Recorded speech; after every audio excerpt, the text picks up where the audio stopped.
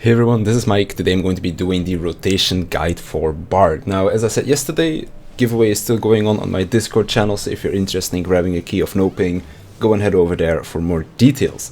Now, just like with Dancer, Bard is very proc based, but it's not as ridiculous as Dancer. So the way I like to look at it is Dancer is super RNG, Bard is a little bit RNG, and Machinist is like no RNG, depending on how you want to how much RNG you want in your gameplay if you want to play ranged DPS. So with Bard, there's a pretty simple rotation to follow, and then mainly your off GCD usage is going to be determined by your procs. So Bard is revolving around two separate mechanics. You have your songs and you have your dots, and your dots are really important to proc your song's effects. So the way it works is when you're in Wondrous Minuet, this is also your strongest song. Every time you proc your dot, you get a stack of Pitch Perfect. You can save up to 3 stacks of Pitch Perfect, at which the skill, Pitch Perfect, will deal more damage. So as soon as you have 1 stack, you can use the skill, but it will deal the most damage per proc, so to speak, at 3 stacks. Since we also don't have the crit rate attached to our procs anymore like we did back in Stormblood, we're going to be generating procs a lot less than before, especially when we're under influence of raid buffs. So basically you always want to be having a Pitch Perfect with 3 stacks, unless of course you're at the end of your song and like for example there's only 2 seconds left of Wondrous Vignette and you've only got 1 stack. You just use the 1 stack Pitch Perfect, because otherwise you're not going to use any Pitch Perfects at all, and that's of course going to be a much bigger damage loss. Now when we're in Mage's Ballad, this is our second strongest song. Every time we get a proc or Bloodletter, which is an off GCD, will reset. This is also tied together with the same cooldown as Reign of Death. Basically, doing single target, use Bloodletter, doing AoE skills, use Reign of Death. And then of course, last song that we have is Army's Paeon. This is our worst song, but all it does is increase our attack speed. And when this song runs out, or when you switch into a new song while it's still going on, you get a buff called Army's Muse, which basically makes it so that you have a little bit of lingering attack speed going into your next song. So in general, your song rotation is going to look like this. You've got Wondrous Minuet, it's over, you go into Mage's Ballad, that is over, you go into Army's Paeon, and then when that is over, or when that is almost over, you go back into Wondrous Minuet. Now the reason why I say almost over is because you're not actually going to be swapping songs when your previous song, or the one that you're in at the moment, ends. And the reason for that is that Bard has a very weird burst alignment, I guess you could say, and that is because Bard has an 80-second rotation, which is very weird because most of the jobs have like 60 seconds, 90 seconds, 2 minutes, that kind of stuff, but Bard is 80 seconds, and that's because first of all of your songs have an 80-second cooldown, even though they run for 30 seconds. But also your Barrage and your Raging Strikes, which are your 2 strong buffs, they have a 80-second cooldown as well. Now, you might be like, but I have this 3-minute skill Battle Voice, which is my raid buff that I'm giving to everyone. Why would I not want to be aligned with that? Because Battle Voice is really strong. Now, Battle Voice is really strong indeed, but the problem is that it doesn't affect you. It only affects your party members. So essentially, Battle Voice is non-existent for your personal DPS. So you basically don't have to care about it at all for yourself. You just basically want to be using this on cooldown for the rest of your party, because you're just only going to be buffing them. It doesn't affect your DPS at all. Now, the way on how it actually doesn't really matter that much that your burst misaligns with most of the other party is because you can still make use of those burst windows and actually extend the buffs for your own personal use. Now, it's not as ridiculous as it used to be in Stormblood. In Stormblood, the crit rate of your dots would affect your proc rate. Right now, just having your dots on the target gives you a fixed proc rate. I think it's somewhere around 60%. I think it's like 30% chance per dot or something like that. But basically, you can't increase that like proc rate anymore like you could back in the day. Back in Stormblood, if you had like a chain and a battle litany or something on the target, and you would like clip your dots into that, you would just get a ridiculous crit rate on your dots, and you would just get a lot of procs fed to you. Right now we don't have that anymore, so we still care about clipping into them, of course, but it's not going to affect our gameplay as much as it did before. So what is this dot clipping that I'm talking about? So basically, once our 2 dots have been applied to a target, we're not going to be manually refreshing them, but we're going to be using a skill called Iron Jaws. Iron Jaws is a GCD that, just like all of your other GCDs, has a chance to proc Refulgent Arrow, which is your GCD proc, I guess you could say. But other than that, it's also going to be refreshing both of your dots' duration to the maximum, and also going to be clipping all of the debuffs that are on the buffs, and all of the buffs that you have on yourself as well. So for example, say you apply your dots to the boss without any debuffs, without any buffs. They're just gonna be there, they're gonna do their damage. But then as soon as you see a trick attack, chain stratagem, battle litany, maybe you get a card from the Astrologian, something like that, Brotherhood, any raid buff really, and you use that Iron Jaws, your dots are going to be ticking for the next 30 seconds as if they still had that buff applied to them. So for example, if it's trick attack, which is now 5%, say you clip into trick when the trick happens, then your dots are now doing 5% more damage, but then as soon as the trick attack is gonna run out and you clip your dots again, you refresh them to 30 seconds, then for the next 30 seconds, your dots will deal damage as if the trick attack was still there. So that's why Bard is such a cool job when it comes to optimization, because you're going to be taking into account like, okay, what buffs did I have, what buffs were on the boss when I clipped my dots? Oh, there is a new debuff happening on the boss. Is it worth for me to clip my dots early, or should I let them run out and then clip into something else, or just do a normal refresh without any buffs or something like that?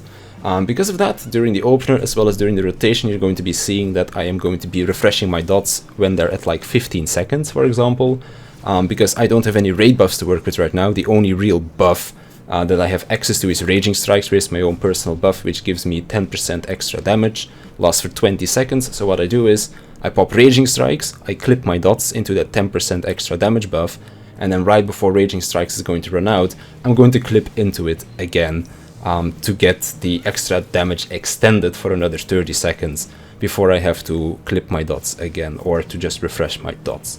So that's kind of like the way how dot clipping works, that kind of stuff. Other than this, there's a bunch of other off-global cooldowns that you just want to be using on cooldown. For example, Bloodletter, use this as soon as it comes up, especially during Mage's Ballad, because you're going to be refreshing it quite often during that Mage's Ballad. Sidewinder is just an off GCD that does damage depending on how many dots you have on the target. So you just want to use that on cooldown as well, because dots should always be on the target. Not Refulgent Arrow. Imperial Arrow is a really important one, because this one will always guarantee a proc for you.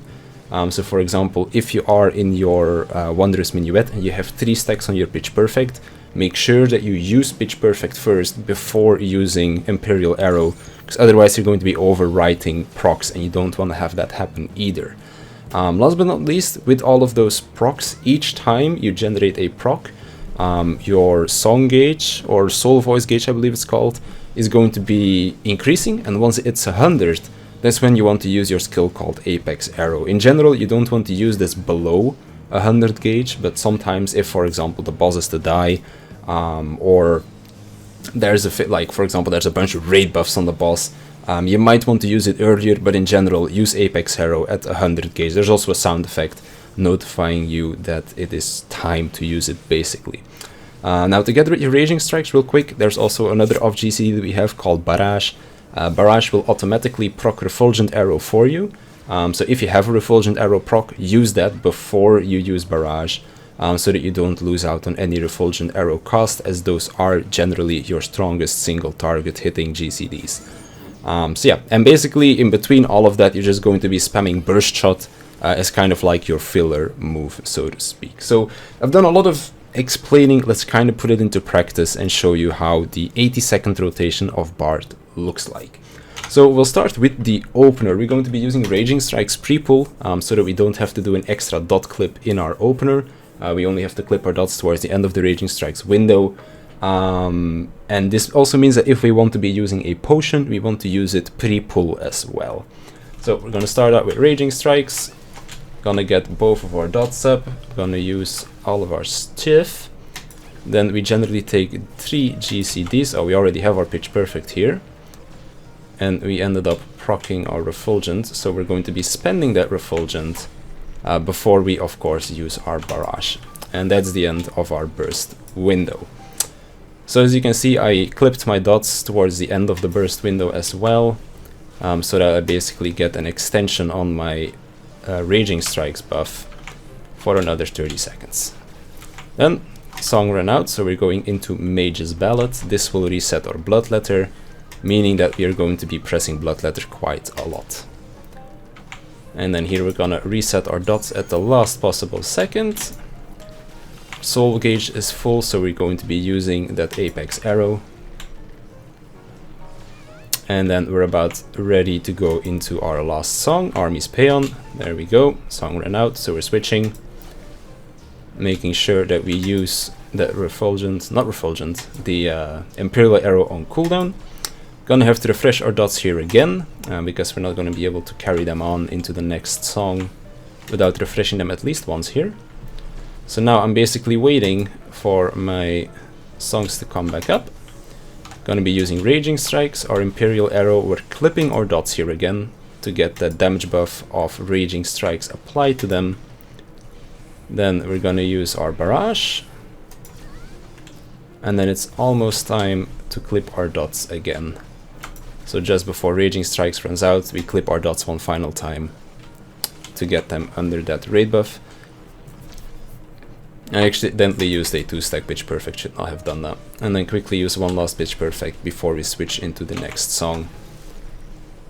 And then as you can see, Soul Gauge is at 80, so when we get the next 4 procs, that's when we'll be able to use our Apex Arrow again. So we want to get ready to press that button.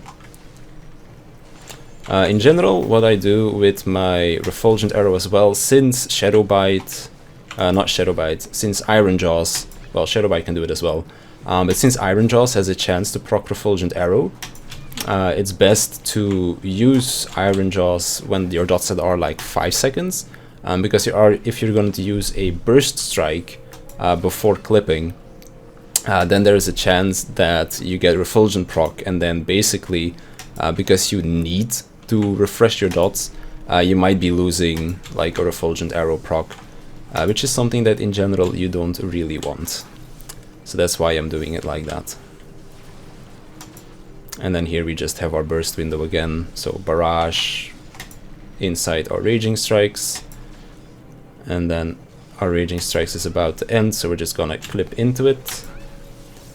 Here we kind of wasted a like a potential Refulgent, but that's okay. The clip is way more important.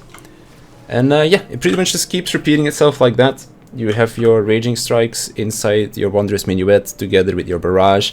Depending on kill times and team composition, you could potentially go for like a 90-second rotation where you are delaying both of your Raging Strikes or your Barrage, or where you're like, instead of using your 80-second rotation for your songs, you're using a 90-second song rotation. In general, I wouldn't recommend doing that though.